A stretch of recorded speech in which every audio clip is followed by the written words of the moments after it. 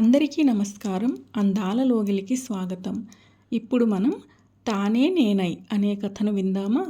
రచించిన వారు అప్పికొండ గారు. ఇక కథలోకి వెళ్తే, అక్క, నాకు అత్త మరీ కొత్త పెళ్లి కూతురిలా తయారవుతున్నట్టు అనిపిస్తుంది. ఉదయాన్నే జాగింగ్, జిమ్, తర్వాత మొలకలు, పళ్ళరసాలు. రిటైర్మెంట్ దగ్గరలో ఉన్న మన అత్త అచ్చు హీరోయిన్ల దినచర్య పాటిస్తుంది.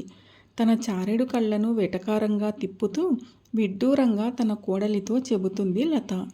నాకు అదే అనిపిస్తుంది లత. మావయ్య చనిపోయి 7 నెలలు అవుతుందా? అప్పటి నుంచి ఇలానే చేస్తుంది. నాకు తెలిసి ఒక 15 కేజీలు తగ్గినట్టుంది. చాలా అందంగా మారిపోయింది. ఇదిగో 9 అవుతుందిగా, ఉద్యోగానికి బయలుదేరుతుంది అని తన నైటీని పట్టుకుని లాగుతున్న 2 ఏళ్ల కొడుకుని ప్రేమగా కసురుకుంటూ చెబుతుంది సునంద. బెడ్రూమ్లో ఉన్న తనకి తన కోడళ్ళు అనే మాటలు వినిపిస్తున్నాయి. కాదు, వినపడేలా వాళ్ళు మాట్లాడుకుంటున్నారు. అవేమీ ఆమె మనస్సును తాకలేదు. ఆమె కట్టుకున్న పచ్చని చీర పైటకి పిన్ను పెట్టుకునే చోట ఉన్న చిరుగు చూసి చిన్న నవ్వు ఆమె పెదవులపై పూసింది. 20 ఏళ్ల ముందు ఇలానే అద్దం ముందు ముస్తాబై తను హ్యాండ్ బ్యాగ్ పట్టుకుని ముందుకి కదులుతుండగా చిన్న శబ్దం. కోపంగా వెనక్కి తిరిగి చూసేసరికి బిక్కుమొహం వేసుకుని చేతిలో ఉన్న చీర కొంగుని వెంటనే వదిలి సారీ అన్న మాధవ్. ఇంకెందుకు, ఆ కొంగు పట్టుకుని సరాసరి నాతో పాటు ఆఫీస్కి వచ్చేయండి అంది ఆదుర్దా కలిసిన విసుగుతో. ఎందుకంత కంగారు అని మంచం మీద సాగిలబడి తల కింద చేయి పెట్టి చిరునవ్వుతో అడిగాడు. మీకంటే ఈరోజు సెలవు కనుక ఇలా విష్ణుమూర్తిలా ఫోజు కొడుతూ నవ్వుతున్నారు. నేను ఈరోజు మీటింగ్ అటెండ్ అవ్వాలి, రిపోర్ట్ సబ్మిట్ చేయాలి అని చీరను సర్దుకుంది కంగారుగా. నీకేంటి రాధా, నువ్వేదైనా సాధించగలవు అని దగ్గరగా వస్తున్న మాధవ్ని చూస్తూ దూరం అన్నానా? దూరం. చిరుకోపంతో పక్కకి తోసింది తను. తలుపు తట్టిన శబ్దం విని ఈ ప్రపంచంలోకి వచ్చిన రాధ తలుపు తీసింది. అత్తమ్మ, ఆచారి గారు ఈ బ్యాగ్ మీకు ఇవ్వమన్నారు అని బ్యాగ్ ఇచ్చి వెళ్ళిపోయింది లత. బ్యాగ్లో ఉన్న చిన్న ఎర్ర పెట్టె తీసింది. అందులో ఒంటిగా నవ్వుతున్న లాకెట్ కనిపించింది. అది ఒంటిదా? తన భర్త కన్నా ముందుగా మంగళప్రదంగా తన ఎద సింహాసనాన్ని అలంకరించింది. తన బిడ్డలకి తొలి తాయిలం అయ్యింది. ప్రతిరోజు కళ్ళకద్దుకొని చూసుకోకపోయినా ఏ క్షణము వదలక గుండెల్లో దాచుకున్న మంగళసూత్రాలు.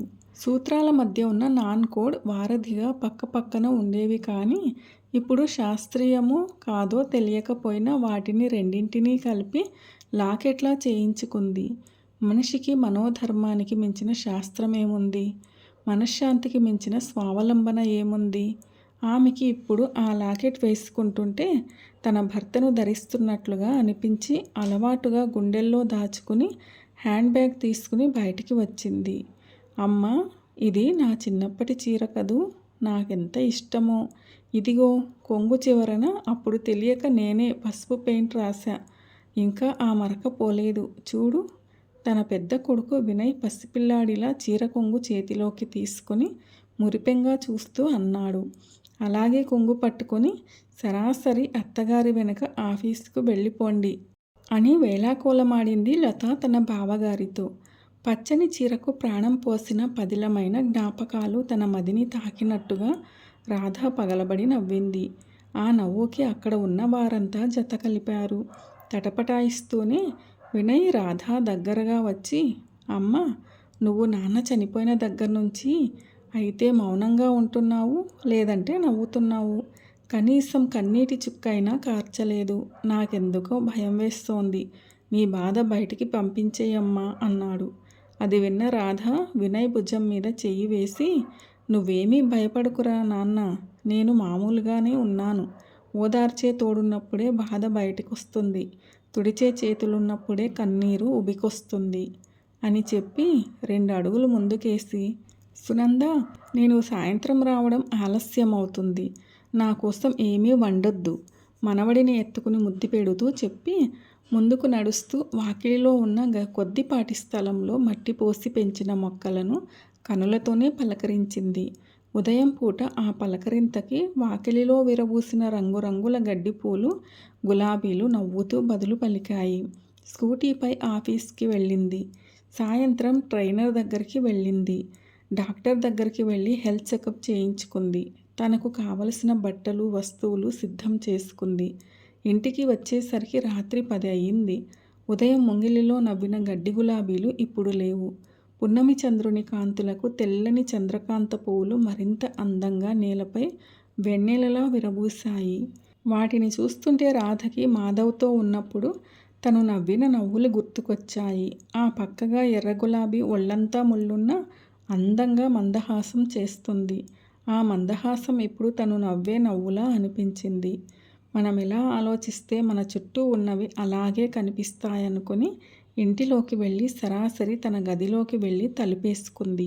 ఉదయం నుంచి రాత్రి వరకు బతుకు హడావిడిలో బాధని గుండె మాటున కట్టి పడేయగలుగుతుంది. గదిలోకి అడుగు పెట్టిన తర్వాత తెరుచుకునే గుండె తలుపులను ఆపలేకపోతుంది.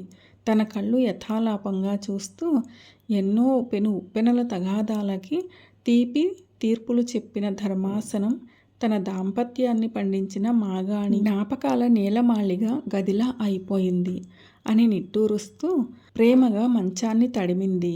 ఎప్పట్లాగే తన మనస్సు కొద్ది నెలల క్రితం మాధవ్ అన్న చివరి మాటలు జ్ఞప్తికి తెచ్చుకుంది. రాధా, ఎన్ని బాధలు సంతోషాలు జయాపజయాలు పంచుకున్నాం. కానీ పదే పదే కోరి నే వేడుకున్న మొదటి కోరిక తీరనే లేదు అన్నాడు మాధవ్ కినుకుగా. అలా అంటారేంటండి? మొదటిసారి మీరు అడిగినప్పుడు పెళ్ళైన కొత్త రోజులు, మనం ఇంకా సెటిల్ అవ్వలేదు. తర్వాత ప్రెగ్నెన్సీ, పిల్లలు, వాళ్ళ పెంపకం ఎప్పుడూ కుదరలేదు. అన్ని బాధ్యతలు తీరాయి అనుకుంటే ఇదిగో మీరిలా. మాధవ్ కళ్ళలోకి చూస్తూ తన కళ్ళలోకి పరుగున వస్తున్న నీటిని కనురెప్పల మాటునే అదిమి అడ్డుకట్ట వేసింది రాధ. మీరిలా అని ఆగిపోతావేం? లంగ్ క్యాన్సర్ అని అను. నిజాన్ని నోటితో అనడానికి భయపడి భ్రాంతిలో బ్రతకకూడదు రాధ. ఏదేమైనా నా కోరిక ఇక తీరదు నిష్ఠూరంగా అన్నాడు మాధవ్. అయినా మీకు ఎన్నోసార్లు చెప్పాను, నాకు ఈ పిల్లలతో కుదరట్లేదు, మీరు వెళ్ళిరండి అని. వింటేనా? అనునయంగా అంటూ మాధవ్ చేతికి టాబ్లెట్ ఇచ్చింది. ఆ అందమైన అనుభూతిని, ఆ ఆత్మానందాన్ని నీతో కలిసి అనుభవించాలన్నదే నా అసలు కోరిక అన్నాడు చిన్నగా నవ్వుతూ. ఇప్పటికైనా మించిపోయిందేముంది? మీరు కోలుకోండి, కలిసే వెళ్దాం నిబ్బరాన్ని నటిస్తూ ఆశగా అంది రాధ. రాధా, నిబ్బరాన్ని నటిస్తే ఎలా? నిబ్బరంగా జీవించడం నేర్చుకో. నీ కనురెప్ప కదలికలు కూడా తెలిసిన నా ముందు ఆ కళ్ళల్లో ఏముందో తెలియదా? అయినా పిచ్చి రాధా, ఎందుకింత నమ్మకం? అది కుదిరే పని కాదు. కలిసుండటం అంటే ఒకరితో ఒకరు ఉండటం కాదు, ఒకరిలో ఒకరు ఉండటం. నువ్వు ధైర్యంగా ఉంటే నాకదే చాలు అన్నాడు మాధవ్ లాలనగా. కిచ్కిచ్మన్న శబ్దంతో రాధ ఈ లోకంలోకి వచ్చింది. ఆ శబ్దం తన పడక గది దగ్గరగా ఉన్న పారిజాత చెట్టు మీద ఉన్న చిలకల గూడులోనిది. ఇంట్లో అల్మరాలు కట్టగా మిగిలిన చిన్న చిన్న చెక్కలతో 3 గూడులు తయారు చేసి చెట్టుకు అక్కడక్కడా వేలాడదీశాడు. కొత్తగా ఏ చిలుకో కాపురానికి వచ్చినట్టుంది. నా ప్రాణం మట్టుకు రెక్కలు కట్టుకుని ఎగిరి వెళ్ళిపోయింది అనుకుని ఒక నిస్సారపు నవ్వు నవ్వింది. వ్యథ ఉయ్యలలో ఊగుతున్న ఆమె కనులు ఆ ఆలోచనలోనే అలసి త్వరగా నిద్రలోకి జారుకున్నాయి. గుండె తడుతున్న శబ్దానికి ఆమె 4 గంటలకు ముందే లేచింది. తన ప్యాక్లలో కావలసిన సామాన్లన్నీ సర్దుకుంది. మాధవ్ 10 సంవత్సరాల క్రితం తెచ్చినది అక్కడక్కడ ముత్యపు వర్క్ చేసిన తెల్లని చూడీదార్ ఇప్పుడు సరిగ్గా ఆమె దేహాకృతికి సరిపోయింది. కాంతా వర్క్ చేసిన దుపట్టా వేసుకుంది. దానిని సర్దుకున్న ప్రతిసారి మాధవ్ ప్రేమ పరిమళాలు జవ్వాదిలా ఆమె ముక్కుపుటాలను చేరుతున్నాయి. తను గది నుంచి బయటికొచ్చేసరికి వినయ్ కారు స్టార్ట్ చేసి సిద్ధంగా ఉన్నాడు. రాధ కారు ఎక్కి ఎటో చూస్తూ ఆలోచిస్తోంది. అమ్మా, ఏంటమ్మా నువ్వు? ఎప్పుడూ ఏదో లోకంలో ఉంటున్నావు. మీ ఆఫీసులో అంతా బాగానే ఉందా? అసలు ఎక్కడికి వెళ్తున్నావో నాకు కూడా చెప్పవా అమ్మా అని ఆప్యాయంగా అడిగాడు వినయ్. నీకు చెప్పకూడదని కాదు నాన్న, నాకు ఈ మధ్య ఎవరికీ ఏదీ చెప్పాలని అనిపించట్లేదు. ఏదైతే నేను గట్టిగా నమ్ముతున్నానో అదే చేస్తున్నాను.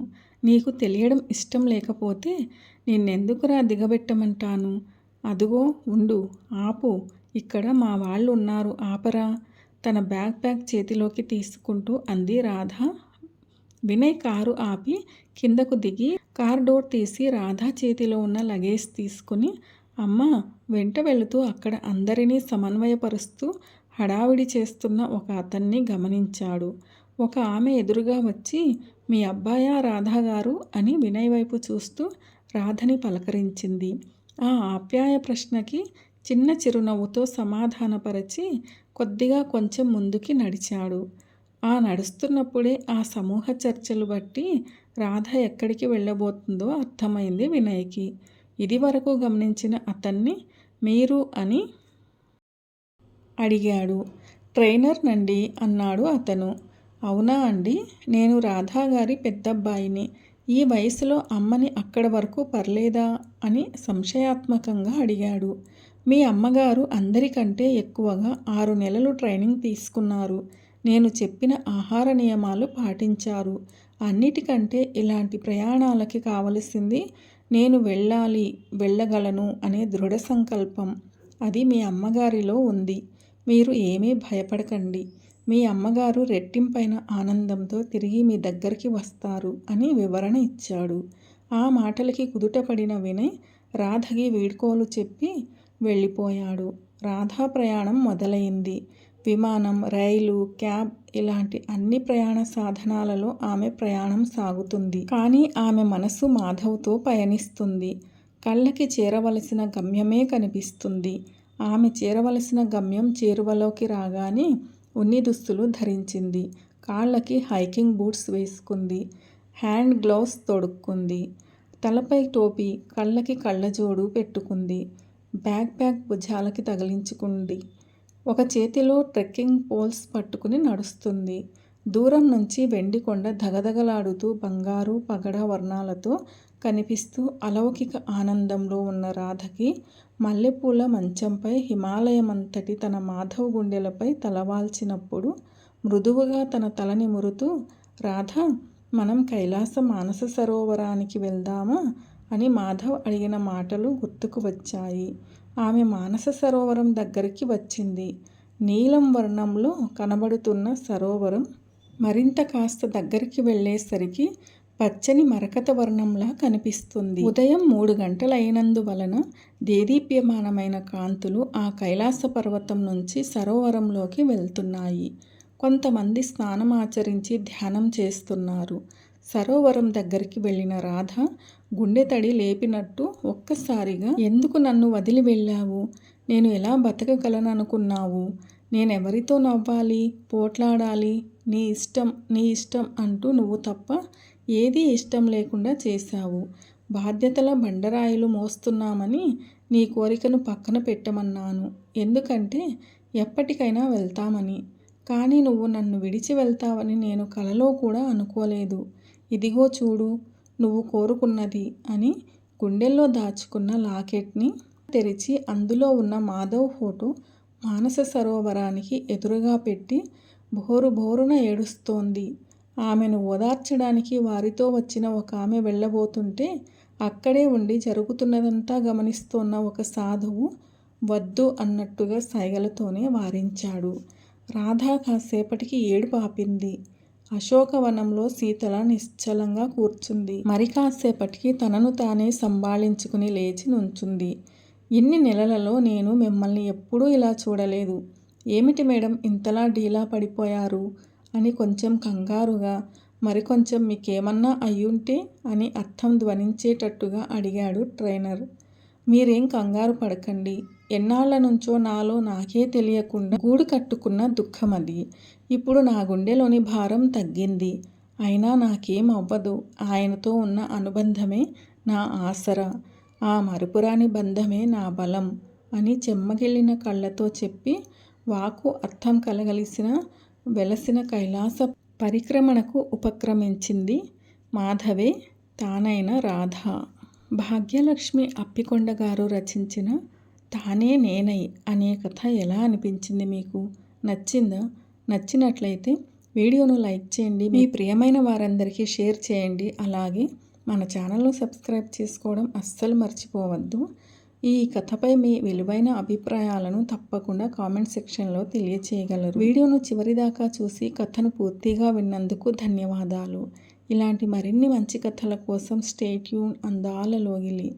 See you all in another video. Till then keep smiling and be happy. A very special thanks to the story writer Bhagyalakshmi Appikonda garu for this wonderful and amazing story.